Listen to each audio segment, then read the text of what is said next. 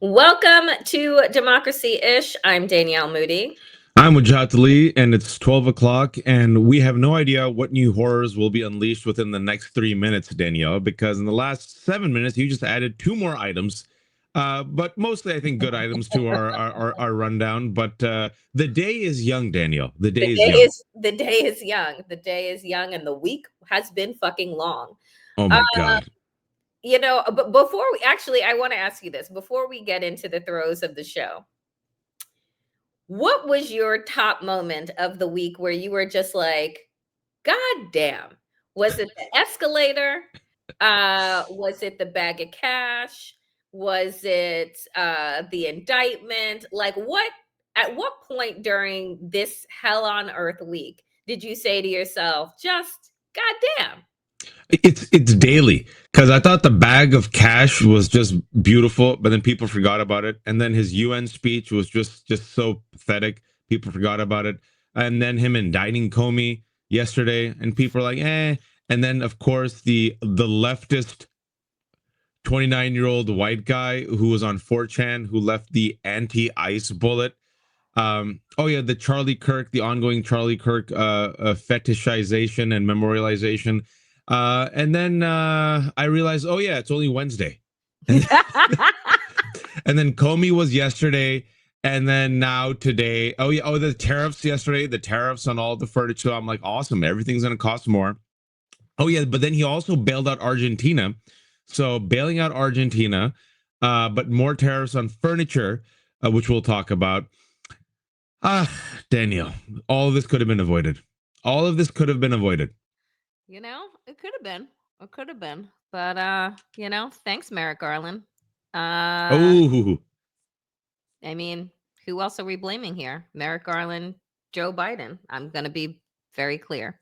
All right, so let's kick things off with none other than Donald Trump Jesus. using his broke down social media platform to harass his Attorney General of the United States, Pam Bondi, and to convince her, even though let's just say that not even Pam Bondi wanted to bring this indictment on James Comey. We know that the former U.S. attorney who was summarily fired because he refused to bring the charges. So Donald Trump just fired him and brought in one of his, Mar-a-Lago makeover, defense attorneys, who's never prosecuted a case before.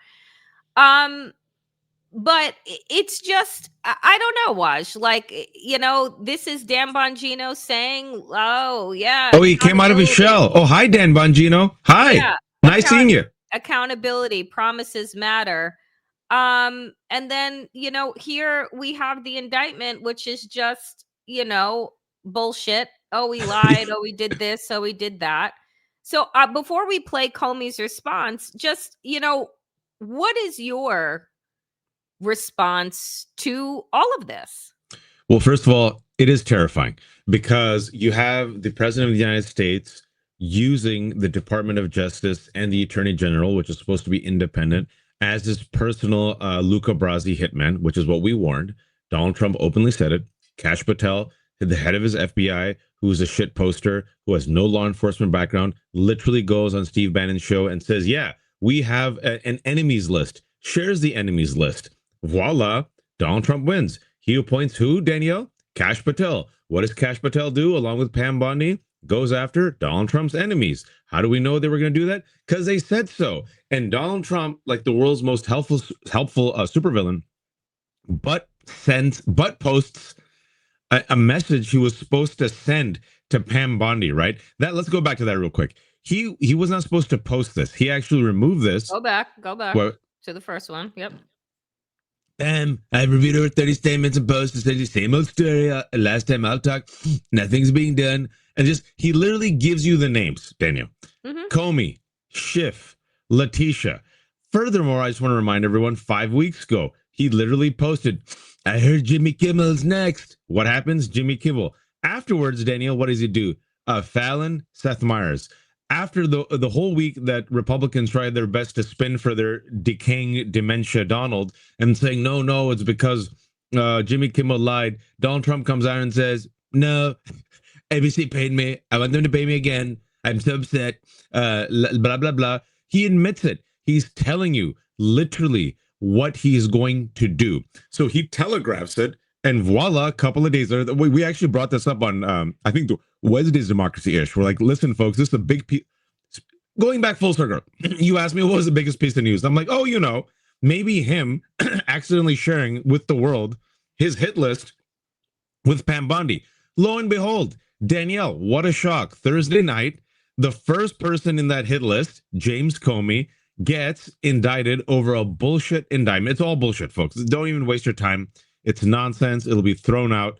But it's about bullying, terrorizing, distracting. And it's about sending a message.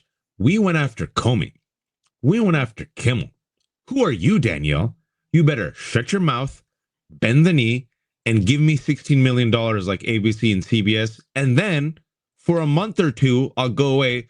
Then I'll come back for 20 million. You know what's really interesting here? I mean, there's so much, but I played this clip from the lone Democrat. What's her name on Fox? The lone one. Tarloff, right? So Tarloff says, basically with Donald Trump's posting, right, the supervillain plot to get rid of Kimmel, she's like, you've basically made Kimmel now unfireable. Right? Because it is so clear and so evident. She's like, his viewership could go down to 3 people. Tarloff, thank you. Jessica. She's yeah. like his viewership could go down to 3 people, but you have made him the poster child for the First Amendment. You have made him the poster child for free press. And while your sycophants were busy contorting themselves into pretzels in order to convey to the public, oh, no, this wasn't a political act, that we had nothing to do with this. And then Donald Trump is like, no, I'm going to take credit for this. Right? Like, because he can't help himself. And so when I look at what is happening with Comey, which it is incredibly dangerous, it is also an incredibly dangerous distraction. And what we keep saying here on Democracy-ish is that Donald Trump is weak. Yep. And that Donald Trump, but that does not mean that he's not dangerous. It means that he is going to actually become more and more volatile because he is weak, because he is bleeding support, because he can't get his own bootlickers the first time he asks to indict and bring charges, because they know, even though they've gotten their law degrees out of a Cracker Jack box, they know that this shit that they're bringing is not going to hold up in court. But Donald Trump is rolling the dice. It's why he stacked the federal bench. It's why him and Mitch McConnell stacked the federal benches. It's why they own the Supreme Court, because even if it's bullshit, because again, the rest of us exist in reality. Donald Trump has had people create the architect of Mar-a-Lago world, of MAGA world, right? And so everything that you are seeing bends to his knees. So even if we say, my God, if you look at this, it's flimsy as hell. Yep. And I'm not a lawyer, right? But if you look at what the indictment is, it is flimsy as fuck, folks. Like, just zoom in on it. And so the fact that he even had a grand jury indict, and folks are just like, well, I didn't think that the grand jury would indict. And I'm just like, you don't even know what mob tactics are being used. Well, like, we need to spend, right? Like the belief that everyone is working on the up and up when we've been told the contrary. Well, I mean, as a recovering attorney, I could tell you there's a famous saying is that you can indict a ham sandwich, meaning it's very, very easy to get an indictment. And so whatever, you can indict a ham sandwich, you can indict James Comey, but like you said, super flimsy. And the irony of making false statements after the entirety of the right wing has spent the past 2 weeks trying to blame the left for the murder of Charlie Kirk, even though it was 22-year-old Tyler Robinson. Notice how that's completely gone from the news. Did you notice that? After they seeded the fake story spread the disinformation, silenced all the white moderates into a hagiography of Charlie Kirk, and talked about the left, the left, the left. Notice how Tyler Robinson has been completely erased and pigeonholed from our memories, right, Danielle? Just gone. And so what they do, like you said, is they create an alternative reality with alternative facts where Donald Trump won the 2020 election that he lost, where he is king, and all of anyone who's against him is part of the deep state, even though they literally are the deep state now because they have control of the House and the Senate. And they rewrite history. And once they rewrite history, they move on. Like you said, they punt and they distract because the base is lost. The base thinks the left, them killed Charlie Kirk. And I'm like, me? Danielle? No. Tyler Robinson. They're like, what are you talking about? It was the left. You're like, okay, well, take care. So the thing is, the problem is, I'm glad you mentioned it, is that it is dangerous, Danielle. Just because it's stupid, just because it's pathetic, just because it's shameless, just because he's teetering and doddering and drooling and saying obscene things and the world is laughing at him and by extension us, doesn't mean it's not dangerous because he's the president of the United States, folks. Right. The attorney general is not beholden to the rule of law. The attorney general is his personal henchwoman. Kash Patel, nobody trusts Kash Patel on anything now, which is why even Candace Owens is going on like a rant for the past 2 weeks and promoting conspiracy theories, right? Once you lose faith in your institutions, once you lose faith in the government, this is what happens. And now, because, like someone said in the comments, he is a cornered rat. He's a cornered rat with cankles. He's older. He looks sicker. The economy looks like it's going to be in shambles. He's negative double digits across the board. Overreach with Charlie Kirk. Overreach with Jimmy Kimmel. Overreach with the National Guard. Overreach with ICE beating up people. And now this is such an overreach that yesterday, Danielle, his former attorney, Ty Cobb, said this was an overreach. And then even on Fox, you had people say, whoa. That's how egregiously terrible it is. That's what I'm saying. You can get to a point where you overplay your hand, right? Because you believe that you are untouchable. All of this is like, to me, working like clockwork of every fascist, authoritarian, dictatorial takeover that we've ever seen. Right? It's like they believe that you start to get high on your own supply. You start to believe your own hype. You start to believe that you are untouchable. And what you are seeing, and I want folks to be aware, what you begin to see is the fracturing, is the fissures, are people who are just like, wait a minute, you had Kimmel be fired, and then you had Tucker Carlson, Ted Cruz, Candace Owens saying, whoa. Like, we still have the Constitution in these United States, right? Like, you have right wingers coming out and saying, actually, this is a bridge too far because this is going to boomerang and come back to us at some point, right? And so we need to be prepared for this. Again, going after your political enemies. And you see, Donald Trump, when you listen to Bobblehead Barbie stand up before the White House press corps talking about this is accountability. And a reporter said, what, isn't this retribution? And she's like, no, it's accountability. And it's just like, you won the fucking election. You are such a whiny little bitch. Whiny little bitch. Like, it is just like you won the election. And the thing is that Donald Trump had multiple indictments that if Merrick Garland had actually done his job from the moment that Joe Biden was sworn in and didn't wait a year and a half to hire special counsel Jack Smith and gave himself a longer runway to ensure that Donald Trump could never run for office again because he would have been convicted. We would have had time for all of his bullshit appeals to run out. We would have had time for all of these things, and trial dates would have been set prior to him being able to announce that he was running, so that he created his own Teflon. So, you look at the justice system and the immense failures that came out of Biden's Department of Justice, and then the weaponization of Trump's Department of Justice. And what we can say as the public is that, like, everybody is above the law if you have enough money. Everybody is above the law if you have enough power.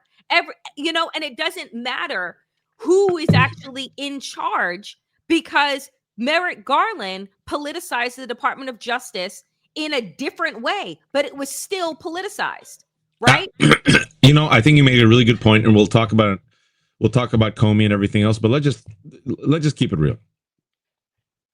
Biden picked the worst person to be Attorney General, Merrick Garland.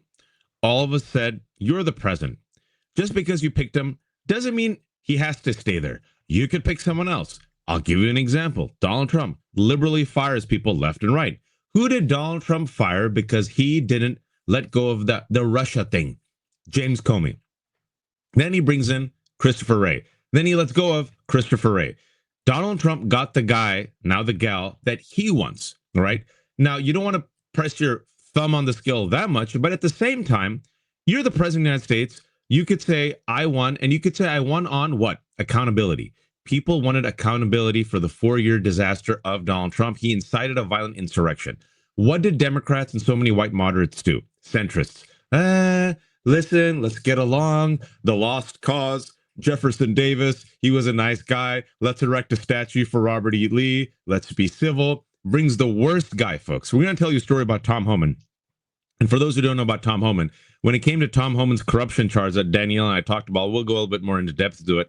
Danielle, do you know when he was caught in that FBI sting operation? No. September. No. September. Who was president? Joe Biden. And they knew about it. And they didn't say anything. And said nothing. And then also, just to show you how Democrats are, folks, we bring the receipts. This is why we always said they bring a paper clip to a knife fight. Republicans bring a bazooka. Obama knew before the 2016 election that Russia was interfering, trying to help Donald Trump. Now, Mitch McConnell was also told this. Mitch McConnell said, you can't tell the people because it'll politicize the election. And then Obama's like, okay. Democrats are like, you're right. It'll be unfair. Yeah. And they didn't tell anyone. Now, James Comey, the karma, because F James Comey. Even though you say F James Comey, still this is wrong what happened to him. James Comey, much like a Garland, I care about the institutions. Meh. 11 days before the election, meh, let me just talk about Hillary Clinton's emails, meh, the institutions, fairness, meh. And then that could have been the thing, Danielle, that tilted it. Because Trump won by Hitler's nose hair. He barely won. People forget. Yes, it was. Yes.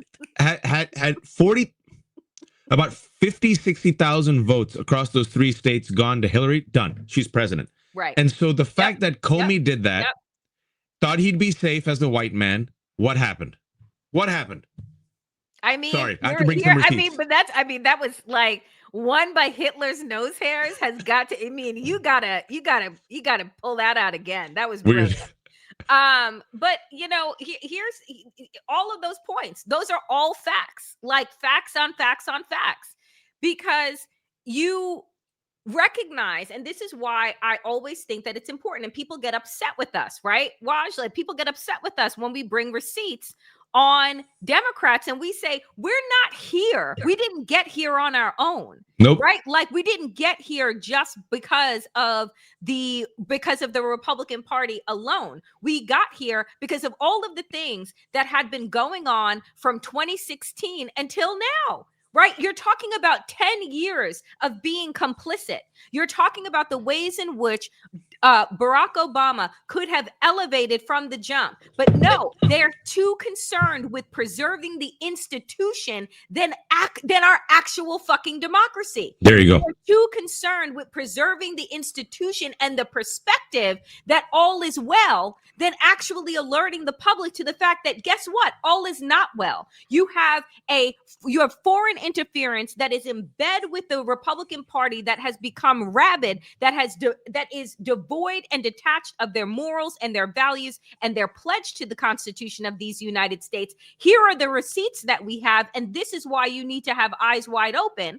And again, Joe Biden, you had the opportunity to pick a fighter, to pick somebody that didn't just have picking a bone, but saw the existential threat that Donald Trump was imposing on the public. And had you seen him as an existential threat instead of a fucking joke, then you would have gotten an AG that put their fucking foot down and done what was needed to be done. But instead, every establishment Democrat just danced around and, twiddled their thumbs and sharpened their pencils and said, all will be well.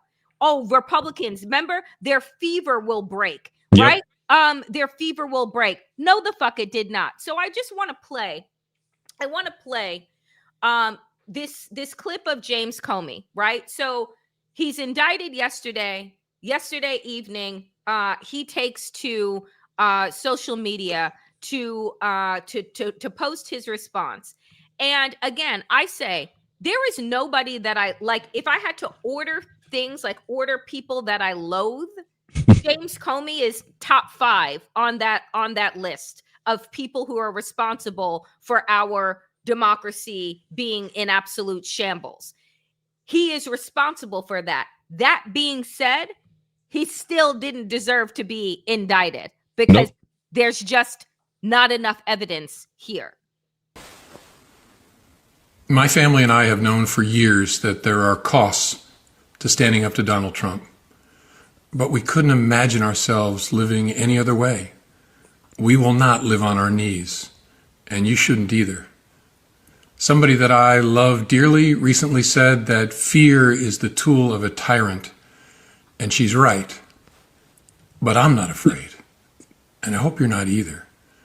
I hope instead you are engaged, you are paying attention, and you will vote like your beloved country depends upon it, which it does.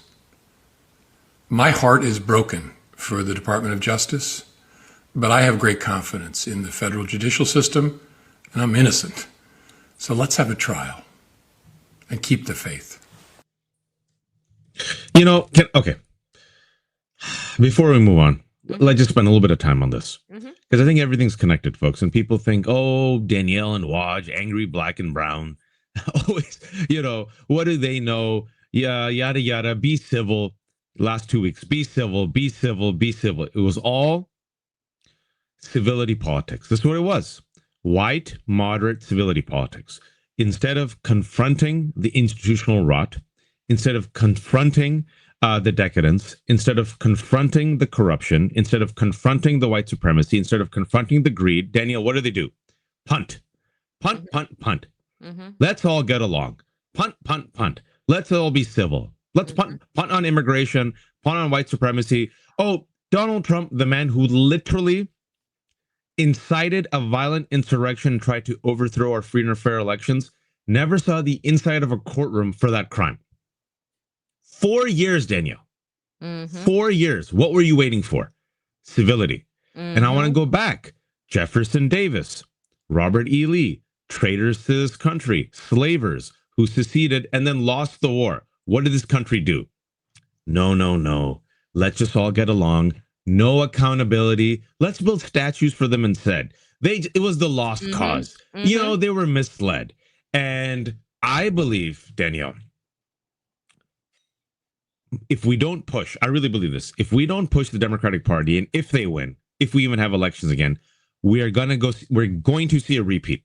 This is why I feel like accountability. There has to be accountability, has to be part and parcel of any platform, that we will hold Stephen Miller accountable. We're going to indict him, prosecute him, and hopefully, inshallah, he'll be in chains in prison for the rest of his life. We're going to do a thorough investigation. Kash Patel, Pam Bondi, what did they do? How did they abuse their powers? We're going to, if he lives, I don't think he will survive that long, Donald Trump, we will pursue him, see if there's any, look at the naked corruption, Danielle, with friggin' Bitcoin. He literally has passed the Genius Act, the first pro-crypto legislation, and tell the people how much money him and his Tweedledee Tweedledum sons have made off of meme coin. Oh, well, a couple, like 2 months ago, the number was 5 billion. Now, Waj, it's up to 10.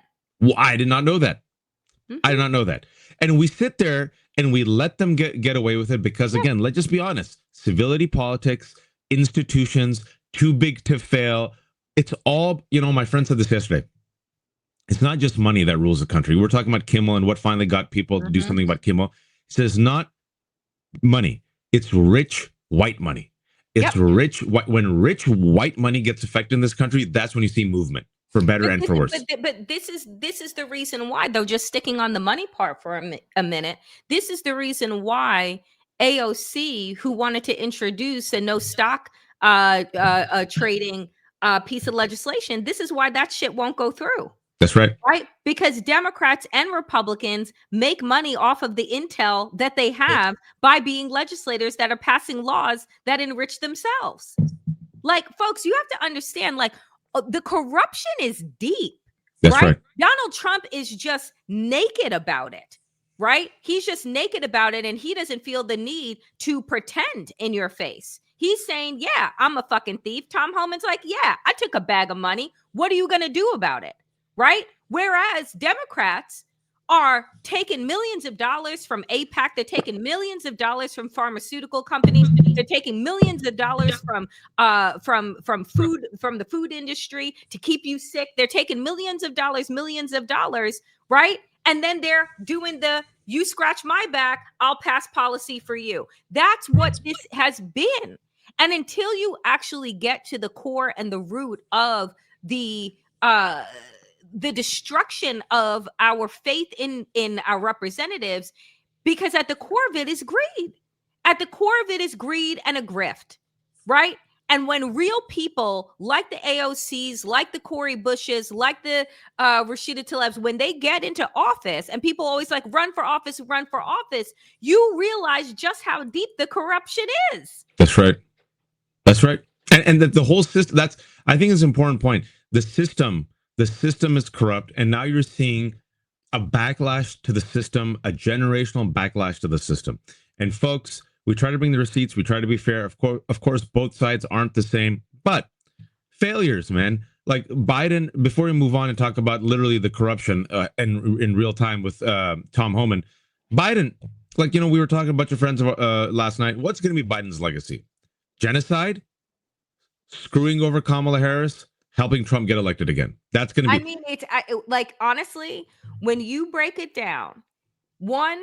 was shocked by. I have not read the book. I'm going to get it this weekend. 107 days. I'm going to get it this weekend.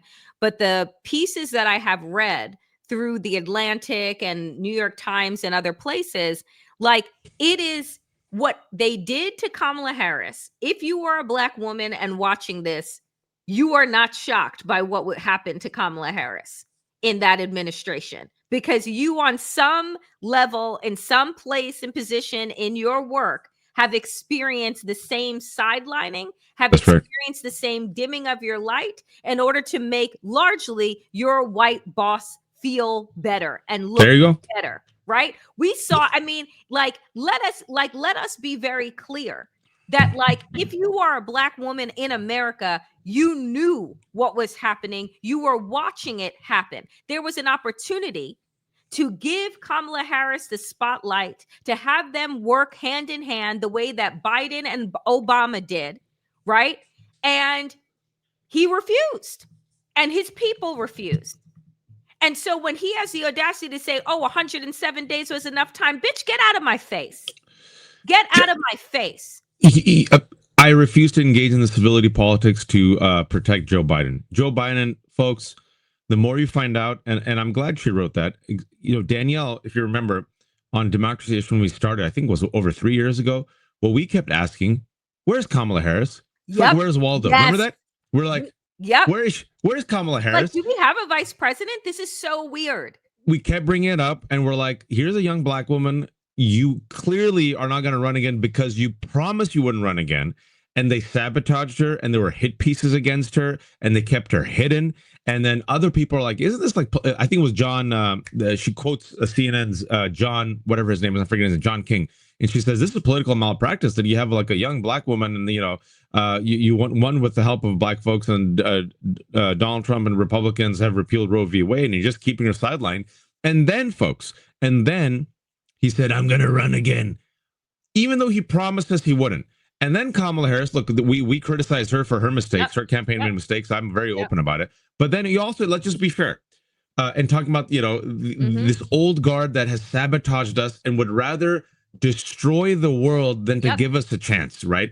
They would rather burn New York City down than give Zohran Mamdani a chance. They would rather burn the Democratic Party down than bring in some people with progressive ideas, right? So Joe Biden gives Kamala Harris, folks, 2.5 months to introduce herself as a president, 2.5 months, then to pick a vice president, introduce him to the world, and then run against the $300 million that Elon Musk has put in, and the anti-trans campaign, and this and that. And folks, and then according to, I don't know if you haven't read the book yet, but you'll see she openly says each and every single time he kept saying, "No daylight, kid, no day." It was all about him and his legacy, and it still is. So interestingly enough, have you been watching the videos of Obama in London? The panel? Yeah, the panel. So yesterday, Obama said, and I know that he was talking specifically.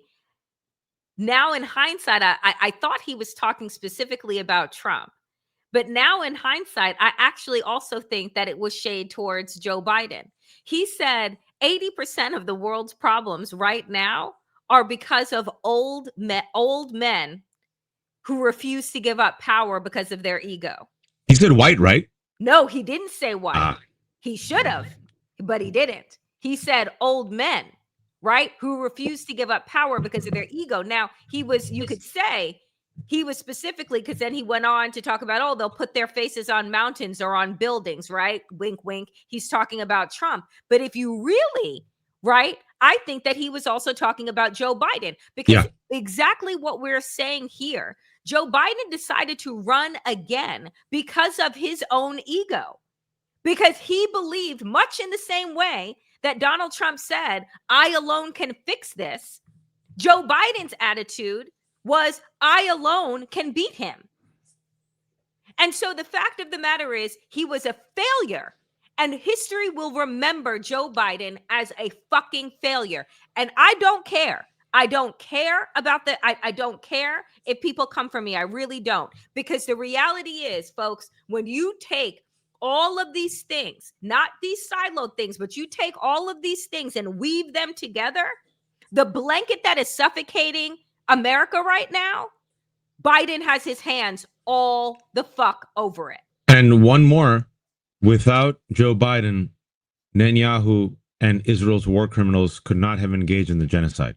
And all the stories that have come out reveal Joe Biden did not have any empathy, like we said on the show, towards Palestinians. And he gave Netanyahu, as we said on the show, a complete green light.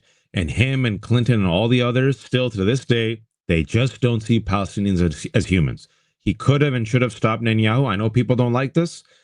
It's Netanyahu, it's Biden and Trump who are going to be remembered for being complicit in the worst genocide that we've seen in our lifetime in modern history, which has killed, gosh, the low number is 65,000, but now they're straight up trying to trail of tears the Palestinians. That's what they're trying to do in real time. They're like, we'll just get rid of them, and then it'll be like America with the indigenous people. We'll just look back and say, that sucked. Oh, well. He's complicit. And check this out. This happened in September. Daniel, tell him. Yeah. So, I mean, look, this is what September of 2024, folks, September of 2024. Tom Homan is at a kava in Washington, D.C., handed a duffel bag, a black duffel bag filled with $50,000 in cash, right? $50,000 in cash. The Biden administration knew about it. The FBI, his FBI, Biden's FBI set up the sting operation. Folks, set up the sting operation. They have video and audio. And this shit is only coming out now, a year later. It should have happened in real goddamn time because they had him. So you have Pam Bondi, the audacity, nobody is above the law. Today's indictment reflects that. The only person that should have been indicted is Tom fucking Homan. And, you know, he'll get off scot fucking free. Did you see him on, he was on Laura Ingraham a couple of days ago on Fox. She actually pressed him about this. And she said, well, did you take the bag? And he didn't deny it. He said, I did nothing criminal. So he doesn't even deny it, Daniel. He doesn't deny it. And then the DOJ, Trump's DOJ, squashed the investigation. So you literally... But again, there was so much time between when this sting happened, between when they had him up against the ropes in the Biden administration versus when Donald Trump took place. You had time. You're talking about September 2024, right? You're talking about 3 months before the election. You had time to show the corruption and to let but we don't want to interfere in the election. Are you fucking kidding me? And this guy, folks, is the border czar. This man openly has said we're going to deport families. When they asked him, well, aren't you going to separate it? You know, what happens if you have kids? Oh, no, we're going to send the children with them. That's what they've done. They've deported citizen children. They've deported cancer survivors. They've deported kids who are suffering from stage 4 cancer. We still don't know the exact number, but they've actually deported or sent citizens, legal residents. They've kidnapped people. You see the cruelty happening. And we find out that this man is openly accepting bribes to steer government contracts. And it's like old school cartoon villain.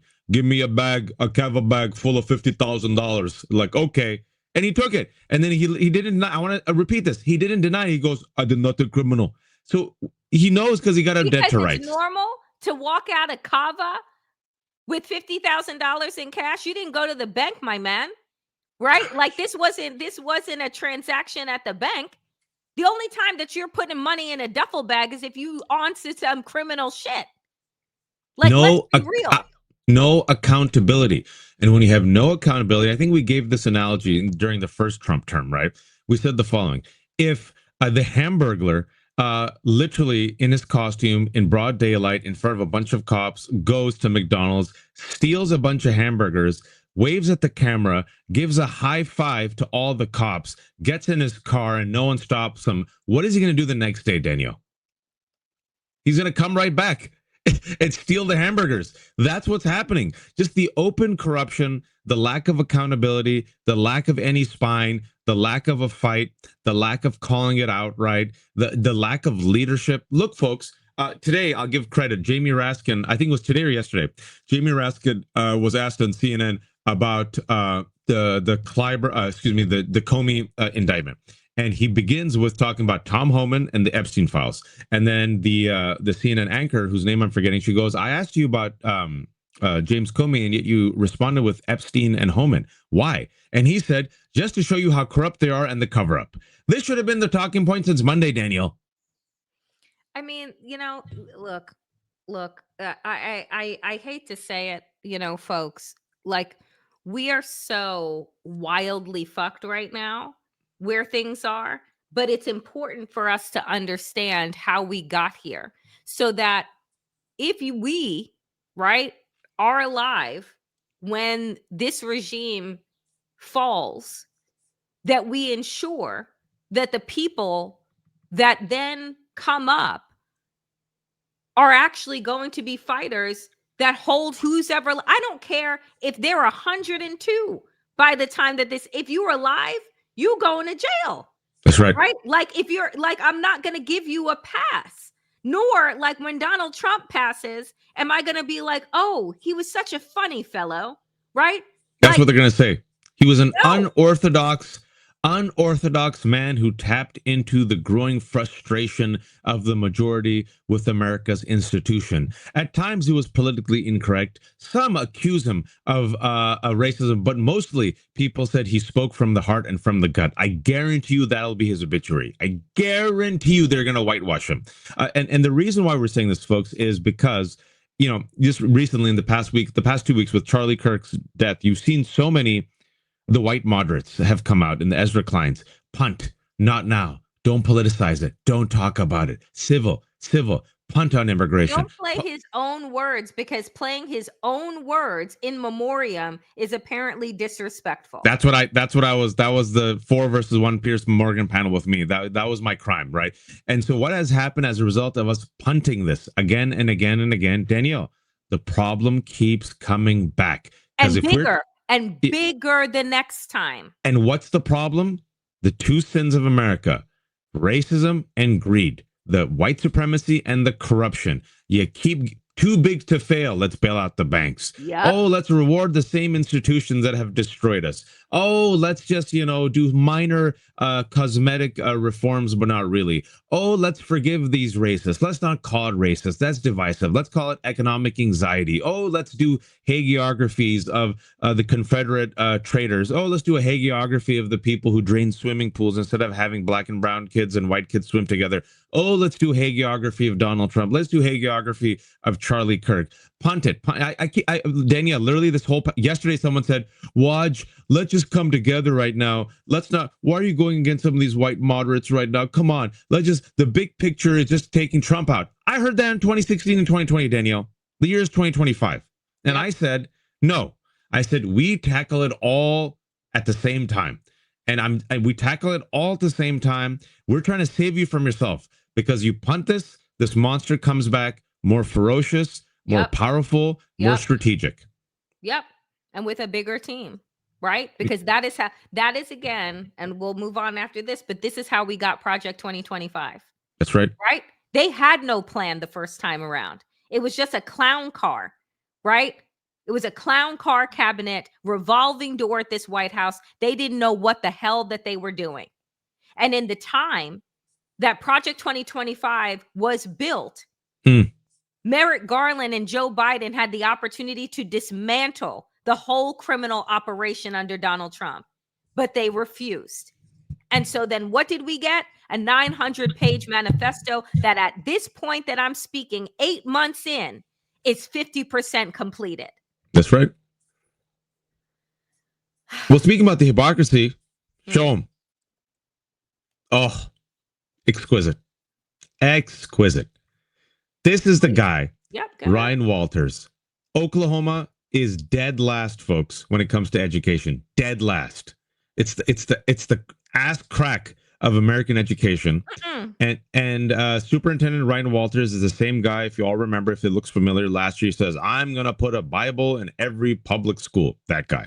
Then he said, I'm going to put a Turning Point USA chapter in every school. And guess what happened? There was a scandal. Danielle, oh, it's just so beautiful. Can you please tell us, this man who's super Christian, super pro-family, super conservative, anti-woke, anti-LGBTQ, separation of church and state. Can you tell us the scandal? Porn. Porn is the scandal. He's watching porn. He was caught watching porn because in a meeting. That's what these people do. Can't help himself. Do you understand how sick you have to be that you can't not watch porn in a meeting? That you get caught. You're the one that is talking about Bibles in classrooms. Yours must be sticky. Okay, let me back off. But I just have to say, it's sick, right? And everything that they do, folks, is projection, right? They got to put a Bible in because they don't read nothing, right? They don't follow nobody's sermon. They are absolutely sick and twisted individuals because, again, you can't not watch porn in a meeting. And apparently, I didn't get too much in the details, but can't wait until you get home, Jesus. But people found out about it because they saw these explicit images, and then he makes I am stepping down. I'm resigning. And then check this out. These cowards, they're all cowards. They're hypocrites and cowards. He used a news studio to make his resignation announcement and then ran away from the reporters. You should see the video. He just runs right away. And someone in the chat section said, allegedly he's gay too. Look, this is the thing. You're gay, be gay. You're straight, be straight. You're a swinger, whatever. It's the hypocrisy, number one. Yep. The hypocrisy. Yep. And number two, you use the Bible as a sword against women and the marginalized and the LGBTQ community.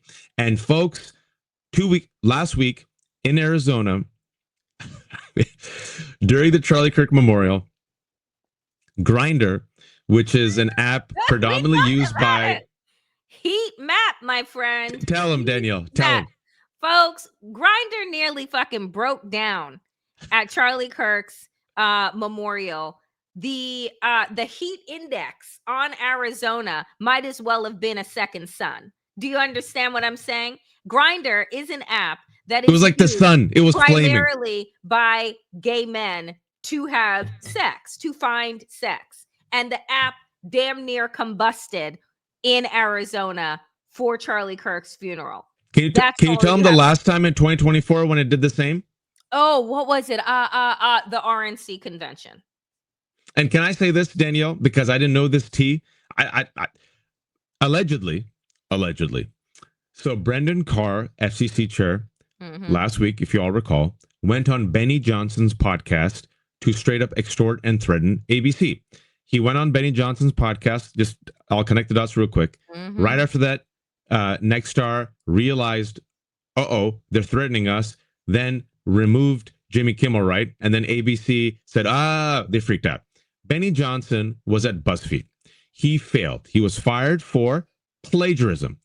He floundered around, realized I need a new grift. So he becomes a right-wing talking head. He is one of the three people, along with David Rubin, who also was a lefty once and then failed.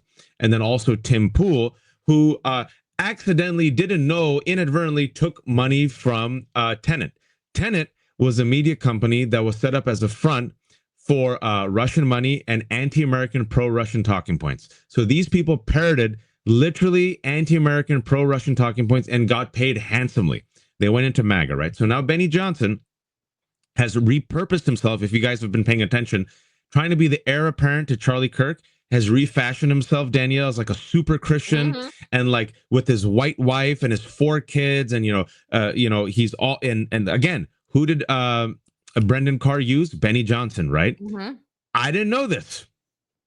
The tea is allegedly from MAGA and now then from liberals that Benny Johnson's wife during these TPUSA conferences is in the arms of other men crying in the lobby because Benny Johnson's upstairs banging dudes, conservative dudes. And then furthermore, Saeed Jones, a black queer editor of BuzzFeed, once he found out about Benny Johnson, he's like, that Benny Johnson. Oh, yeah, we're at BuzzFeed. And after a party, we made out in the closet because we were drunk. And then he said some cringy stuff and I stopped making out with him. And then I found out from other people I wasn't the only dude he made out with that night. Allegedly. Folks, let me say this too, because people are like, oh, what difference does it make who people sleep with, blah, blah. It doesn't. It actually doesn't. I don't care. I don't care if you're gay. I don't care. What I care about is you being such a self-hating piece of shit, right? Such a self-hating piece of shit that you pass legislation that harms the rest of us that are able to live our lives out and proud, right? And you are so disturbed and filled with such self-hatred, right? That you got to project that bullshit out on the rest of us. I don't give a fuck. If you want to be a gay Republican and you want to live a contradiction, by all means, do that, right? But don't take your like self-hating homophobic bullshit out on the rest of us, which is what these men do on a regular basis. So we name it because the hypocrisy, right? Like it's just so fucking apparent. But I'm like, here's the thing. Y'all need therapy, right? Like go to therapy, fucking meditate, get your shit together, and then maybe you wouldn't be a self-hating piece of shit that needs to find sex on fucking Grindr, right? In closets because you're too chicken shit to actually live your life out and proud like the rest of us. And look at Ryan. Look, it's all projection, folks. Look at all the stories. We're tough on crime. I'm going to accept a kava bag. We're about cleaning up the streets. We're going to send Ghislaine Maxwell to a minimum security camp and not release the Epstein files, right? We're about competence and we want the best of the best. And then you get Kegseth. Danielle, and the racism. Look at the racism. It's like, I don't even, here's the most important Keg's breath story this week. It isn't even this. Like, yes, I know that this is important. I know that the erasure is important. I know that the lifting up of, white supremacist murderers is really important because that's the history that they want to bow down to. And that's what he is doing here in this clip. But the fact of the matter is that this fucking idiot, this dunce of a fucking human being, right? This alleged alcoholic who knows nothing about anything and needed to show off on a signal thread to his wife and his best friend, look how cool I am. This man is calling 800 of our admirals and fucking generals from important posts around the world. And we don't know why they're going to Quantico, but this motherfucker decided to tell the world that guess who's going to be weak for, I don't know, the United States? We're just wide open. Hey, you want to take shots at us? By all means, because our admirals and our generals are going to possibly be playing some type of real world Squid Games in fucking Quantico because of this dipshit. I'm so glad you brought up that point, because everyone's been wondering, like, why are they coming? And I said, hold on, before we get to that, you're removing thousands of like generals from around the world who I assume, Danielle, are doing very important things to keep us safe, and announcing to the world vacancy. I mean, my God. And then secondly, what Lev Parnas told me yesterday, Lev was a former Trump fixer, is that this is a loyalty test and a loyalty purge, because in the military, people have slowly but surely lost all faith in our Secretary of Defense because he's a complete clown and F-up. And so he's coming in and trying to project strength, but also he's doing a loyalty test, and also he's seeing who's on board with the next steps. And the next steps, I think, Danielle, are we're going to go to war with Venezuela. We're going to let Russia do whatever it wants. And we're going to crack down on skulls. Who's with me? And also, if I can, real quick, there was no Battle of Wounded Knee. It was a massacre of Native Americans. And Tom Morello of Rage Against the Machine called it out, and other people did as well. And explain, just if racism isn't the point, Danielle, can you with everything that's happening, can you please explain to me why yesterday Pete Hegseth would say the following: under my direction, the soldiers who fought at the Battle of Wounded Knee will keep their medals. The decision is final. Why? Because you're a white supremacist cuck. I don't know. That's it. That's it, folks. It was a massacre. It was a massacre of women and children. Why would you reward the people who massacred indigenous children? Why would you scrub slavery from the Smithsonian? The same reason that you have given a license to abuse, right? And given ICE agents the deal that our young academics that are in debt needed in order to get out of debt. You now turn that around and you're giving ICE agents $60,000 of debt relief from their student loan debts, $100,000 salaries in order to brutalize and beat up on women that are crying for with their children in broad fucking daylight. That's why, because you're a piece of shit coward. I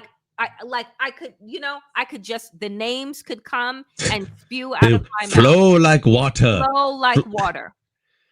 Folks, if you want to see a horrific video, you don't have to see. Actually, no, you should see it. I couldn't pull it, Wash, because it was too disgusting. Yeah, it's yesterday in New York, the same place where Brad Lander, New York City controller, was arrested, right at the ICE facility. This video, see it if you can.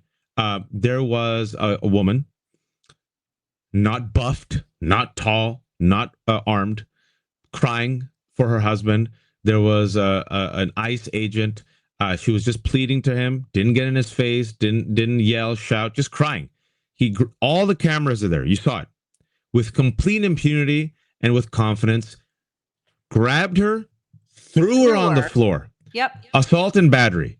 And she weeps and yells and cries. And I was just, the fact that he did it without any fear with cameras on him. What are you going to do to me? What are you going to do to me? And folks, if I may, I'm cross promotion, but I'm not trying to do this shamelessly. But yesterday, last night, Danielle, I had an amazing conversation I posted on the Left Hook with Jen Budd, who is a whistleblower who worked in Border Patrol for 6 years.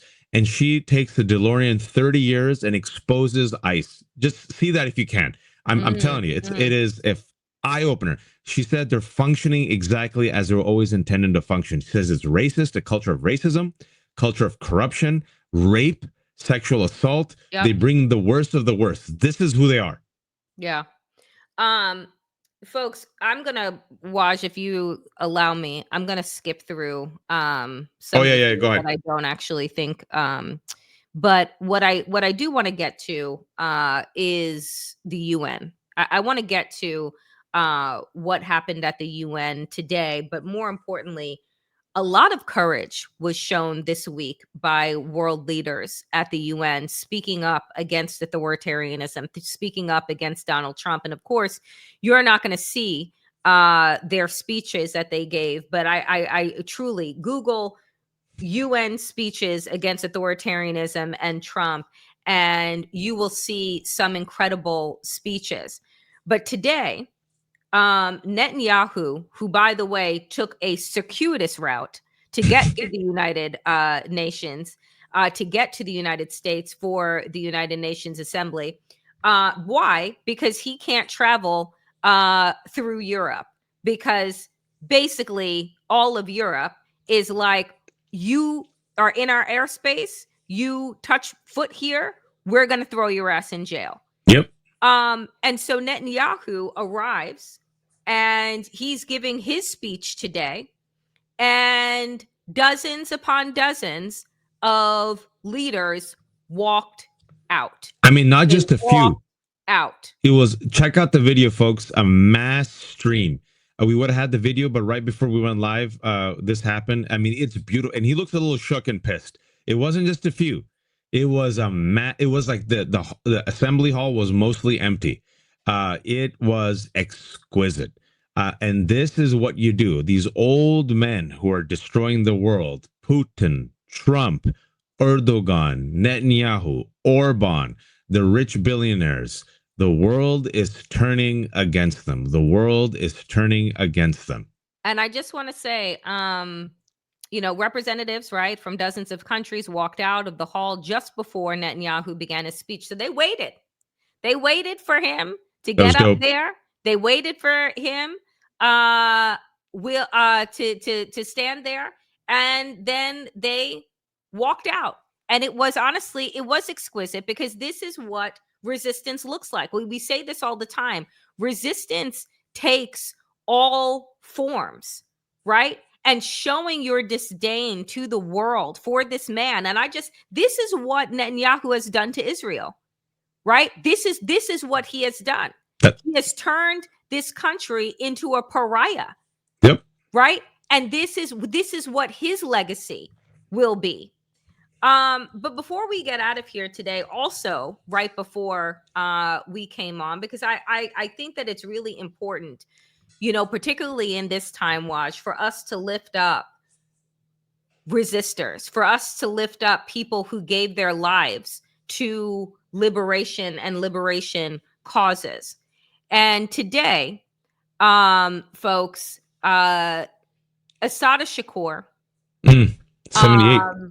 Died at the age of 78 in Cuba after decades of exile. And if you just give me a moment, the Cuban government has announced that Assata Shakur died in Havana on Thursday at the age of 78. Shakur was a legendary figure within the Black Panther Party and the Black Liberation Army. Shakur was convicted in May 2nd, 1973, killing of a New Jersey state trooper during a shootout that left one of her fellow activists dead. She was shot twice by police during the incident. In 1979, she managed to escape from jail and later fled to Cuba, where she received political asylum. She long proclaimed her innocence. In her autobiography, Shakur wrote, "It is our duty to fight for our freedom. It is our duty to win. We must love each other and support each other. We have nothing to lose but our chains." In 1998, Democracy Now! Had aired an open letter to Pope John Paul II during his trip to Cuba, and she wrote a message. And I will say this, for folks that, again, don't know her, or what you know of her is the lies that were spread about her by use of COUNTERINTELPRO. Which I did a cover of when I have videos that are up that I did on the Black Panther Party and COUNTERINTELPRO, the initiative through the FBI to break apart any Black liberation, any Black resistance movements, to infiltrate them and break them apart. mind you, didn't do this for the KKK, didn't do this for White Citizens Council, didn't do this as we have learned that white domestic terror is the biggest threat to our national security. No, what COINTELPRO and our FBI and CIA did was spy, cheat, bribe, lie about, smear Black activists, Black liberators. And Assata Shakur was one of them. And, you know, I want people, the whole point of the work that I do is for people to take a moment, to have that moment of, wait a minute, have I been told the truth? Have I been lied to? Has this country led me astray to believe that there was some false equivalency between the KKK and the Black Panthers? Who am I getting this information from, and what have I been told? And to question everything, right? And so Assata Shakur, 78, that is very young. And I just, you know, I'll close out with this and then pass it to you, Waj. But one of her famous quotes was, nobody in the world, nobody in history has ever gotten their freedom by appealing to the moral sense of the people who were oppressing them. And if you have not, I encourage folks, if this is the first time that you're hearing about Assata Shakur, I encourage you to research her, listen to her in her own words, interviews that have been done. And if you don't know what COINTELPRO is, again, research it, understand what they did, understand what has always been done to Black liberators and fighters for justice and resistance in this country, and how they have been smeared. Because I think that the more information that we have, the more critical thought that can spread, the better off we will be. Waj, I turn it to you. Yeah, and also there's a movie that came out a couple years ago, Judas and the Black Messiah. For those who don't have the time and want to see a fantastic movie of exactly what Danielle was saying, of the deliberate infiltration and dismantling of these resistance movements. And folks, if you think this is not happening, I want to remind you all, just this week, the Department of Justice scrubbed its own website of a 2024 study that showed that the #1 domestic terror threat in America for the past 10 years in terms of incidents and violence is right-wing terrorism, which pretty much nearly intersects with white nationalism. They scrubbed it.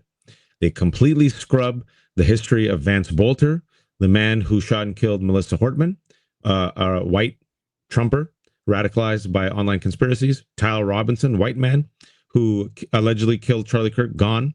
The assassin, the would-be attempted assassin of Donald Trump, white man, Trumper, right? And instead, they are doing DEI. They're scrubbing the truth, scrubbing the history, scrubbing the books, and elevating those who massacred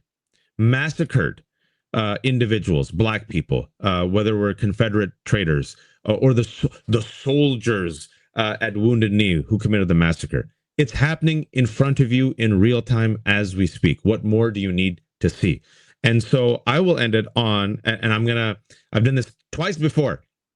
I'm going to try to get Danielle to do this. I said, Danielle, watch Andor. She goes, go away. I hate you. I said, Danielle, watch Sinners. Fine. I heard it was good. I saw a movie last night. I think it might be one of the best or second best movie of the year. One Battle After Another by Paul Thomas Anderson. It is the most prescient, on the nose, topical as F movie. I mean, Paul Thomas Anderson has been working on it for 20 years. I'm telling you, there are scenes in that movie. You're like, what the, is this a documentary? It imagines an America, pretty much modern America, in which brown people are herded up. And there's a super robust ICE army, without it being called ICE, filled with white nationalists who have a fetish for Black women, but want to also crush Black women. And the lead, one of the stars of the movie is a Black female radical. She hooks up with Leonardo DiCaprio. They have a kid. She then leaves, goes to exile, and Leonardo DiCaprio raises this child as a former radical on the run, and the past catches up with them. I'm telling you, first of all, as a movie, Danielle, amazing. It is fantastic. I'm telling you, you just wait. You're like, what are you talking about? Watch. Wait till Monday. Okay. People are going to be talking about it. And then secondly, the reason why I want you all to see is it shows a type of resistance, but it has hope in it. There's humor and hope. And what the movie shows, without giving it away, is an entire network. Someone just said, I watched it last night. I wouldn't be shocked if Trump hadn't been trying to spend it. I swear. It shows a network helping each other out, a network of resistance. I'm telling you, Danielle, you got to see it. The movie is amazing. All right. She's like, fine. We'll it's so good, it. people. Check it out and let me know. It is so good, so topical. And I guarantee you by Monday, MAGA will be all. I wouldn't be surprised if Trump tweets against it. Which means that then it'll get one battle after another. It just came out today. I saw it last night. All right, dear friends, I want to give a quick shout out to our amazing super stickers and super thanks that have been coming in from TMFJ, from Barb, Jimmy,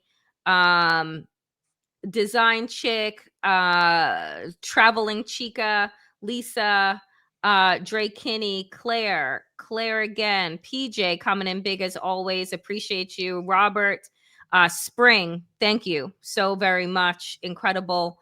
Past the Joints podcast, Susan, as always, E. Schwartz, as always, Joyce, thank you so much. Susan again, and Stan. Y'all, this is independent media. We do not bend the knee. We do not take money from corporate America. Our voices are our own for a reason. So every single dollar that you are able to contribute allows us to create the kind of content that you all deserve. If you are watching this and you are on Substack, Waj's Substack is The Left Hook. He doesn't put anything behind a paywall, but if you have a few bucks, do consider becoming a paid subscriber. If you're watching this on my Substack, The Damn Digest, again, nothing will ever go behind a paywall, but if you are interested and have the ability to become a paid subscriber, do consider doing so. Take that Hulu Disney canceled money and put it towards voices that actually matter.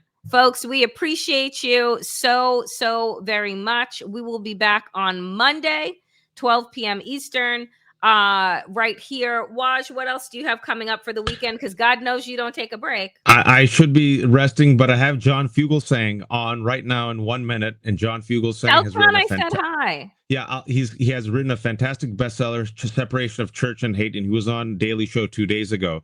It's a really good book about how the right wing has used and abused Christianity and Jesus as their mascot. And John has a fantastic story because he wasn't supposed to be born. His father was once a father, and his mom was like a sister, and they fell in love, and they had him, and they taught him a type of progressive Christianity. So this book is him saying, hey, progressives, use Jesus, use Christianity, and call these people out. So he's on in a minute.